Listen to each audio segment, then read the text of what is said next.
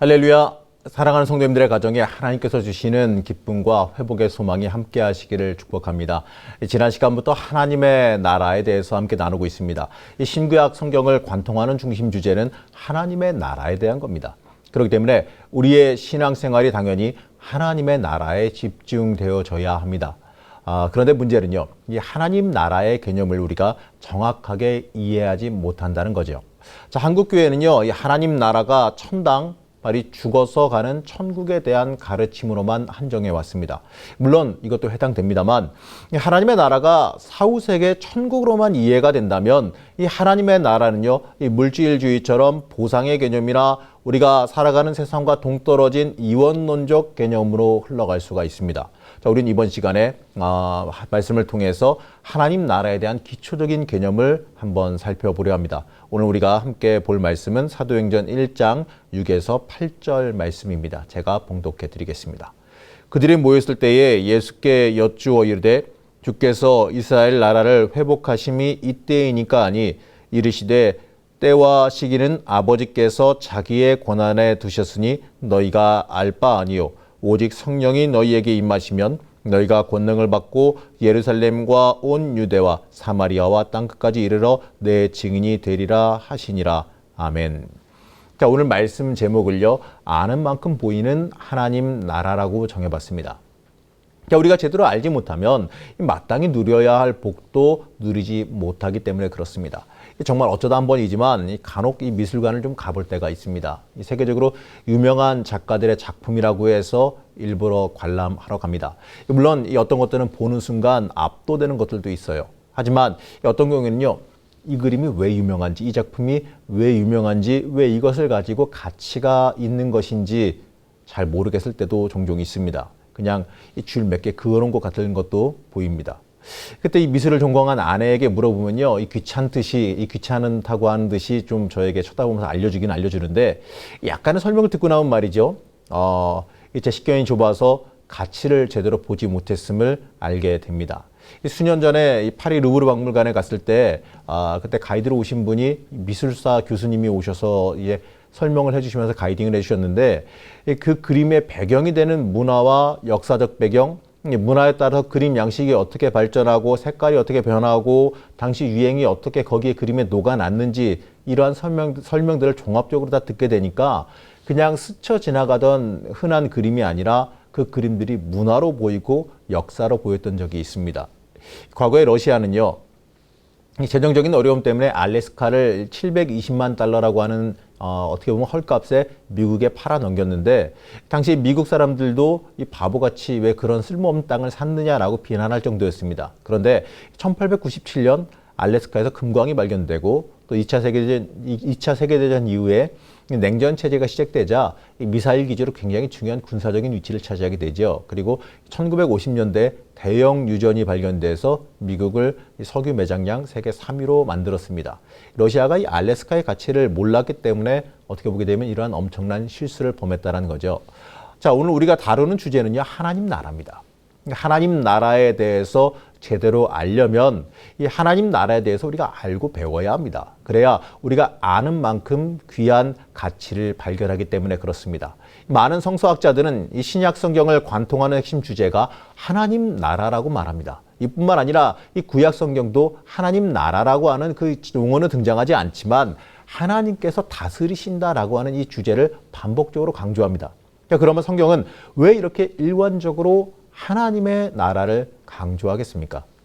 자, 우선 하나님의 나라를 알기 위해서는요, 죽어서 가는 이 천당의 개념과 하나님 나라의 개념을 우리가 구별할 수 있어야 됩니다. 먼저 하나님의 나라에 대한 우리의 잘못된 오해를 잠깐 살펴보겠습니다. 첫 번째로요, 잘못된 오해는 물질적 가치관에 우리를 가둬버립니다. 자, 하나님 나라가 이 천당 이야기로, 이 죽어서 가는 천당 이야기로만 제한된다면 이 기독교 신앙을 말이죠, 이 세속적인 물질적 가치관으로 가둬버립니다. 자, 우리가 천당을 말 그대로 죽어서 가는 황금집으로 오해할 때 벌어진 일입니다. 자, 우리가 흔히 많이 듣던 이 천당에 대한 비유 이야기입니다. 마치 이 세상에서 제대로 믿음 생활을 하지 못한 사람은 천당에는 갈 수 있어도 이 그곳에서 후미진 초가집에 살게 되고 상급이 없다는 이야기를 하게 되는 거죠. 자, 이에 관련된 우스개 이야기가 하나 있습니다. 어떤 장로님이 천국에 갔더니 그 교회 집사님이 예수님 우편에 앉아서 예수님 시중 들면서 같이 식사를 하더랍니다. 그래서 자신도 그 옆에 가서 앉으려고 그랬는데 베드로가 자기를 식탁 맨 끝자리 가장 구석된 자리로 안내하더라는 거예요. 장로님은 물어봅니다. 아니 저기에 우리 교회 집사님도 저렇게 앉아있는데 장로인 내가 왜 이 자리에 앉습니까? 라고 물어봅니다. 그러자 베드로가 하는 말이 저 집사님은 세상에 살면서 신앙생활할 때에 차량 봉사도 하고 하면 여러 가지 일로 성도님들을 잘 섬겼지만 당신은 별로 한 거 없으니까 이게 당연한 일이라고 말합니다. 장로님 좀 섭섭했는데 더 이상 말은 못하고 식사를 하려는데 갑자기 자신의 담임 목사님이 생각이 나더랍니다. 그래서 베드로에게 물어봅니다. 우리 목사님은 어디 계십니까? 베드로가 대답하죠. 배달 갔습니다. 세상에서 너무 대접만 받고 섬기지 않아서 이 천국에서 배달 다닙니다. 라고 하는 이야기를 했답니다. 웃기는, 물론 웃자고 하는 이야기입니다만 실제로 이럴지는 뭐 안 가봤으니 모르는 이야기입니다만 그냥 씁쓸한 이야기지요. 그런데 이 이야기에서요. 우리가 흔히 듣던 이 이야기에서 함정이 하나 있는데 천국에서도요. 사람을 대우할 때 이 차별이 있다는 것을 전제 조건으로 한 이야기라는 겁니다.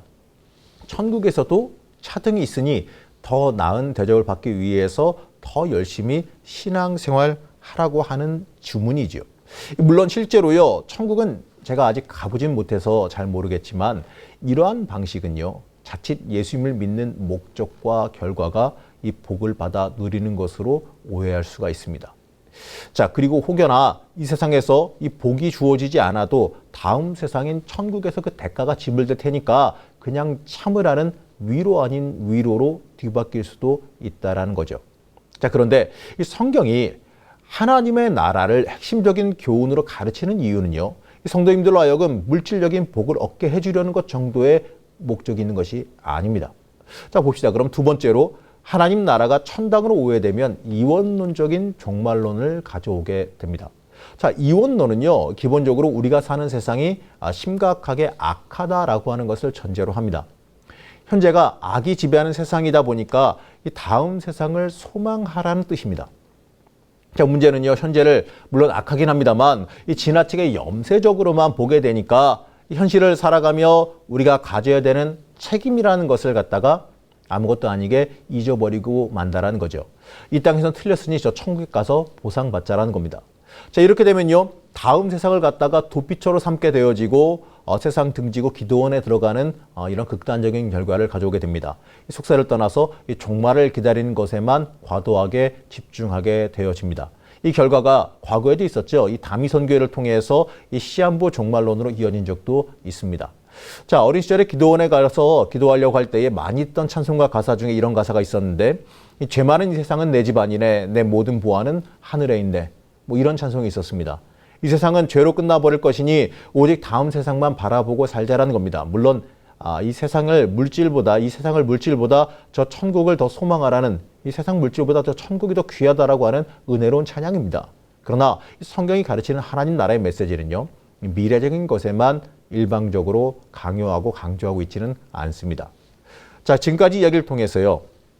하나님의 나라는 이 땅에서 못 누린 물질을 원 없이 누리며 사는 천국을 갈망하는 것이 아니라는 것을 강조했습니다. 자, 하나님의 나라는요. 완전하진 않아도요. 하나님의 통치로 이 땅에 임합니다.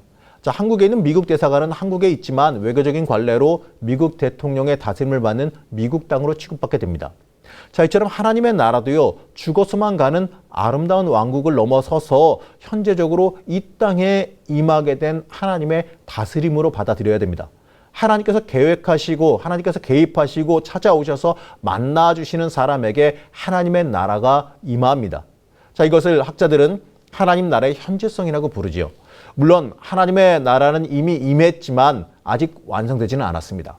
우리는 그래서 이 완성될 하나님의 나라를 기다리고 삽니다. 이것을 학자들은요. 하나님 나라의 미래성이라고 말합니다.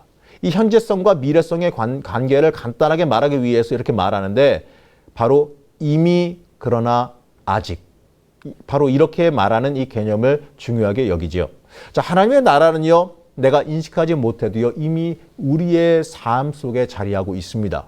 하나님께서 이미 이 세상을 다스리고 계시고 이 세상에 개입하고 계시기 때문에 그렇습니다. 그러나 아직 이 땅에 죄악으로 인하여서 모든 것이 완전하지 않기 때문에 아직 완전한 하나님의 나라가 이 땅에 이루어진 것은 아닌 거지요. 자, 그러면 하나님 나라에 대한 올바른 이해를 우리가 갖게 되면 가져오는 결과가 무엇이겠느냐? 이 죽어서만 가서 누릴 수 있는 천당의 개념과 이 땅에 임하는 하나님 나라의 개념을 이해할 수 있다면 하나님 나라에 대해서 우리가 반드시 알아야 되는 진리가 있습니다.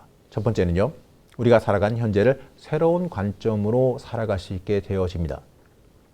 천당 이야기는요, 하나님의 나라를 그저 죽어서 맛보게 된다라고 이해합니다. 물론 우리가 죽어서 가는 나라가 그곳은 틀림없이 맞습니다. 하지만 이것이 하나님 나라에 대한 충분한 설명은 못 된다는 거죠. 자, 하나님의 나라의 강조점은 우리가 살아가는 현재 가운데에 하나님의 나라가 임재하게 된다는 것입니다. 자, 이렇게 하나님의 나라가 우리 가운데에 들어와 있지만 이 땅을 살아가는 성도들은요, 악의 공격에 노출되기도 하고 심각한 고난에 노출되기도 합니다. 이 뜻하지 않은 고난 때문에 우리가 신음하기도 한다는 거죠. 그렇기 때문에 우리는요, 완성될 미래를 소망하게 됩니다. 그래서 우리가 마라나타 주 예수여 어서 오시옵소서 이렇게 외치게 되는 거 아니겠습니까? 하나님의 나라가 완전히 이루어질 것이고 또 우리가 죽어서 완전한 천국이 예비되어 있다는 것은요, 오늘날 우리가 살아간 이 땅의 고통을 이겨낼 힘을 주기도 합니다. 이 고난당하는 주의 백성에게 또 다른 관점을 열어준다는 거죠. 오늘 6절 말씀에서 제자들이 모였을 때에 주께서 이스라엘 나라를 회복하심이 이때이니까 라고 묻습니다. 자, 그들에게 이스라엘의 나라의 회복은 구약 성경 선지자들의 이 메시아 왕국 예언을 뜻합니다. 이 제자들은 4절에서 5절에서 나온 하나님 나라를 이스라엘의 회복과 동일시한다는 거죠. 로마의 압제에서 벗어나 하나님이 다스리는 이스라엘이 제국이 돼서 이 땅을 지배하는 그때가 언제냐는 질문입니다. 이 제자들의 관점은 오직 하나님의 나라가 회복될 때 바로 그 시간성, 그 시간에 집중하고 있습니다.